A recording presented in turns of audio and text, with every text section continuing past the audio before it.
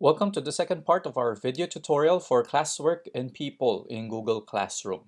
We'll take a brisk look into the layout of classwork after we've posted an assignment and on the people link of our class. Now, after we've created an assignment for our students and provided resources to, say, prepare them for our upcoming synchronous session, you see your assignment placed over here under classwork. And if you notice, I have here a blurred classwork. This is saved as draft earlier. That is how it will look like if you have created an assignment or a classwork, but you have opted to save it as draft for modifications later. This is how you're going to see the layout of your classwork if there are items already posted in here. So when you click on classwork, you will get to this page wherein you can view all your assignment for your students. On your left, there are links for you to display either for all of your assignments for all the topics, or you can also choose to select all of your classwork, all of your assignments or materials related under that particular topic. On this area, you will see all of your classwork that you've assigned or given to your students. So if you click on the topic heading, Google Classroom will expand all of your classwork under that particular topic. When you click the three vertical dots at the end of your topic header, you can either rename or delete or copy the link of your class topic for quick access. Let's say if you choose to send it through other means like Facebook Messenger or Viber or through text perhaps, if you have an app for that. You can also make changes to your assignment by clicking the three vertical dots at the end of your assignment line. So this is my assignment line. At the end of it, there are three vertical dots over here. And when I click it, you will then have the option to either edit it, delete it, or copy the link of your assignment. And just like in the topic line. So to get a quick update on the progress of your students about their assignment, you can just simply click on the assignment header.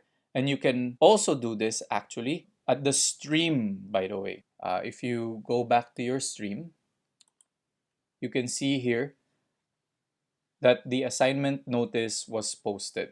If I click this one, I will be brought to the same screen that I was earlier. Before we proceed to that or go back to that screen, I would like to highlight this area. As you can see, students and you as a teacher will be able to see all the deadlines here, at least for the week, what's upcoming deadline for the week. And if you want to see everything, you just have to select or click on view all. So that's a quick rundown for this part of your stream. So if you click this one, you will be able to go back to the screen that we had earlier, or at least the summary of the status of all of your students' work. On this page, you can see the status of your students if they have turned in their work or not. So on your left is the roster of your students and also an indicator if they have turned in their work or not. So over here, if it is blank, it means that they have yet to turn it over or to submit it. If they have submitted it, there will appear a turn in text in this box. If you want to sort your students, let's say if you're looking for a student and you forgot either the name or the surname of the student, you can simply choose to sort your students. By default, the sorting is made by status, but you can actually sort your students by their last name or their first name. Now, if this assignment is also graded, you can also choose to sort the roster by graded or ungraded. And the status beside the student will also be changed and will appear as blank grade over the total score for the assignment. Checking the box beside all the students over here will enable you to return the classwork of your students. You can also do individual or group returning by clicking on the boxes beside your students' profile icons or name. So let's uncheck that for a while. On the right side panel of your screen, it displays the details of our assignment. You can see how many of the students have already turned in their work and how many of them have yet to return or turn in. On the right panel of your screen displays the details of our assignment. You can see how many of the students have already turned in their work. In this case, it's still 0. And on the side, how many have yet to turn them in. And the assignment that needs to be answered or filled up is also on display over here. In this case, it's Google Form. Below this one is, well, depending on the type of the assignment that you have created, you can either immediately see their answers over here and grade them, or you will have to open them from the class's Google Drive folder. So the assignments that you can immediately view and give grades are the ones posted as a question or perhaps a graded assignment. If you use Google Docs, Google Sheets, Google Slides, Forms, you'd have to open them from your Google Drive. If you want to go back to the main classwork page, just click on the main menu and choose your class, and then go back to classwork. Since all classwork and all topics are in display, clicking the assignment heading will hide or show the details of the assignment instead of allowing us to view the progress of our students concerning a particular assignment. So in order for us to view the progress of our students from this page, simply click the assignment heading and then go to the bottom of the assignment box and simply click on view assignment link below, right? So you will be brought back to an overview of the progress of your students. So that's all for classwork. We now move to people. So let me go back to the earlier page. Let's go to people. So the people page displays all the people who are involved in our class. We can see my name in profile under the teachers over here. And also, if you have assigned or included a co-teacher in your class, his or her name will also be shown here.